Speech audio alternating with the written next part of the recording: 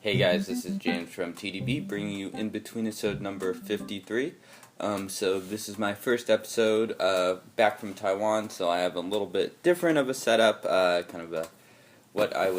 I set up for the first few InBetweenIsodes, and this is generally how I drink tea in the cold months. The Tetsubin, it gets my room a little bit warm during the summertime, so usually I'll switch to sort of like the electric boiler during those months when it's especially hot. So today I am going to talk about a tea that I haven't talked about yet, the 2005 YangQing Hao ChaWang.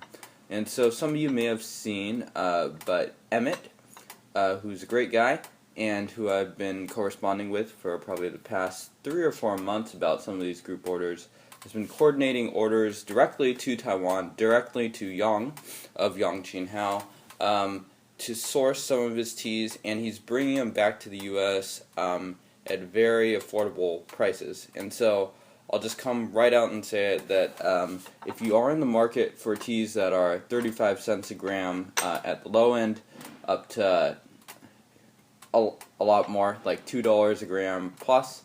Personally, I'm not spending that much money on it. I'm not spending $2 a gram on it.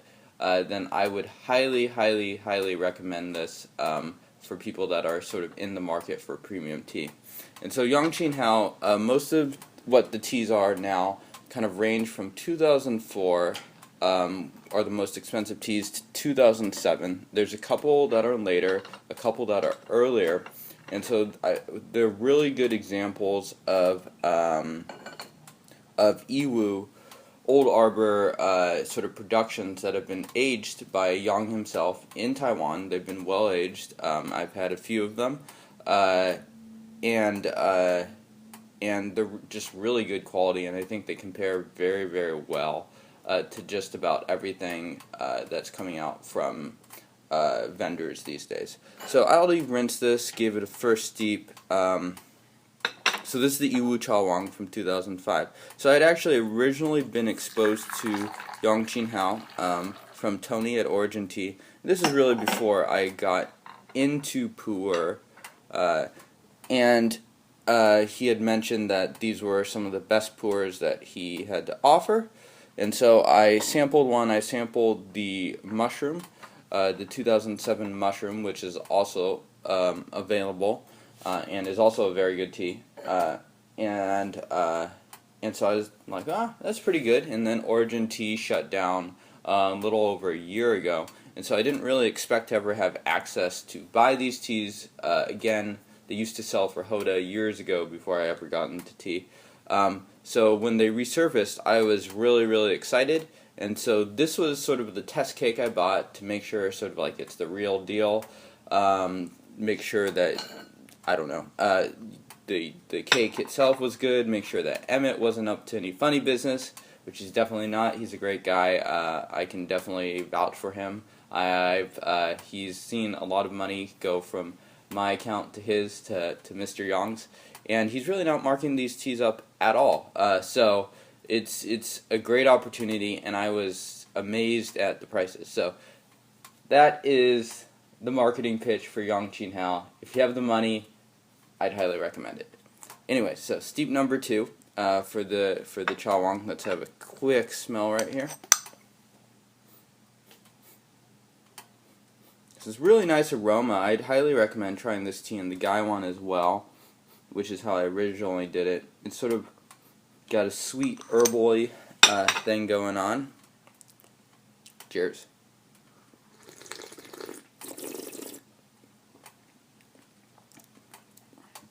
A really pleasant softness.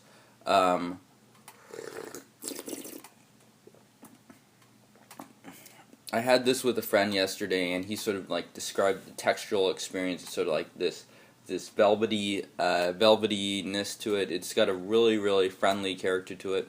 It's sweet.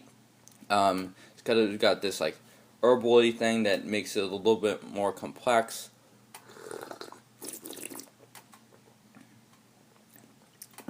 So second steep, so it's definitely thickened up a little bit from the first one.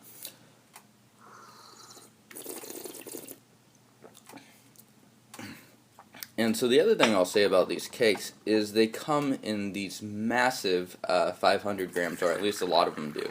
So, like this cake, for instance, costs $175. So I think it's really necessary for people to do the math, figure out how much per gram that is, what that would look like in a 100-gram cake form, what that would look at 200-gram cake form.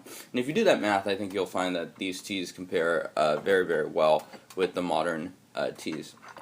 Alright, so steep number 3. Cheers.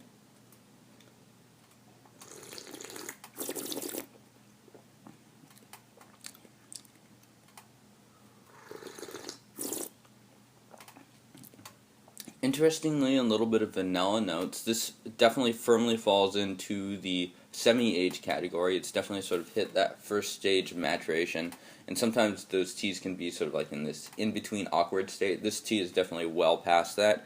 It's highly enjoyable to drink. There's a lot that goes on sort of at the back of the mouth, the roof of the mouth, the back of the mouth, a little bit of coating effect, stuff at the throat. So a lot of characteristics you would associate with Yiwu tea. And let's do a couple more infusions. I'm noticing that I am starting to sweat. And so one of the guys I correspond with, Grill, on Instagram, you can follow him too, he drinks some very nice teas, has been drinking through a lot of these teas, and he's been drinking through specifically the higher end ones. So for chi non-believers or people like that, these are also really good teas. Yeah, they're just, I don't know. These teas really hit a chord for me. I have a definite regional bias towards Yiwu teas, and these sort of hit that chord. And yeah, I'm really, really happy with them.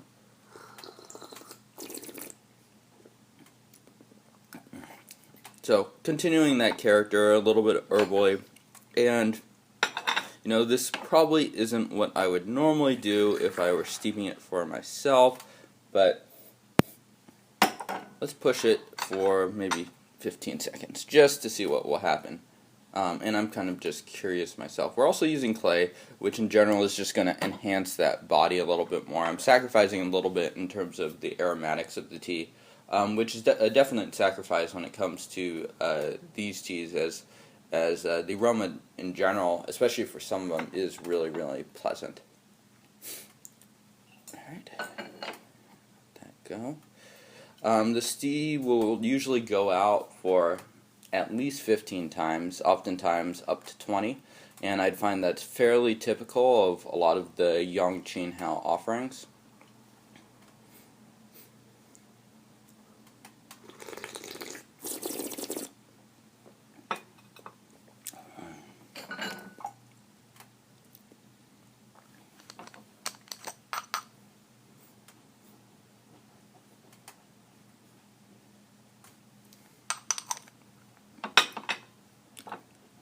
So the sweetness is just sort of growing at the back of my mouth.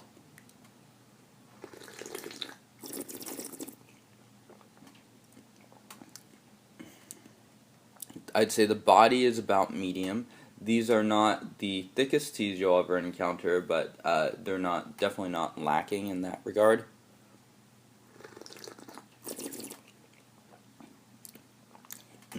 So, a lot of sweetness in the form, and let's finish this steep and see how it did when pushed.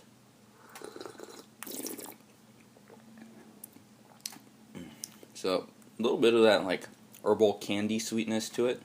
I wouldn't say it's sort of fruity. That's not the sweetness that I would describe here.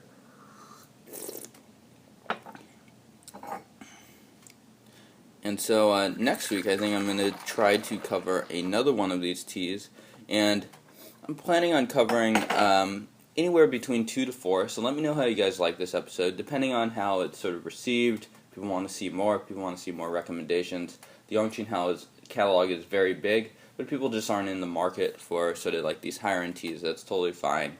I'll move on to something else. Alright. Cheers, guys.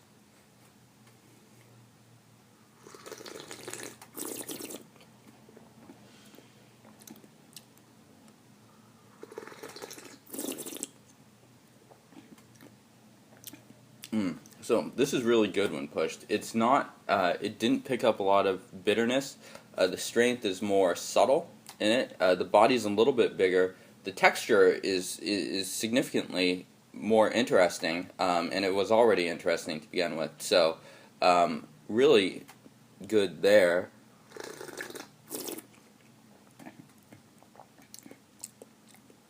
I would say there's a lot more in the mouth that happens initially now.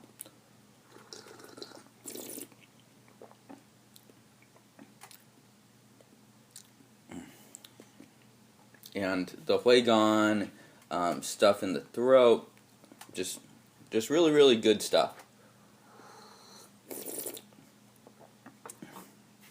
And yeah, so I think that just about wraps it up for the YangQing Hao Yiwu ChaWang. So here I am, coming back from Taiwan, recommending more teas to buy. This one came from Taiwan, but I didn't acquire it when I was in Taiwan. I would definitely recommend Emmett. I don't think there's really any point in trying to get around him or anything like that. He really is doing a great service by coordinating with Yang these group orders that bring teas to the U.S. So I think he's doing one in November and probably another one in December from what I've heard from him. Thank you guys for watching, and I will see you guys next week. Cheers.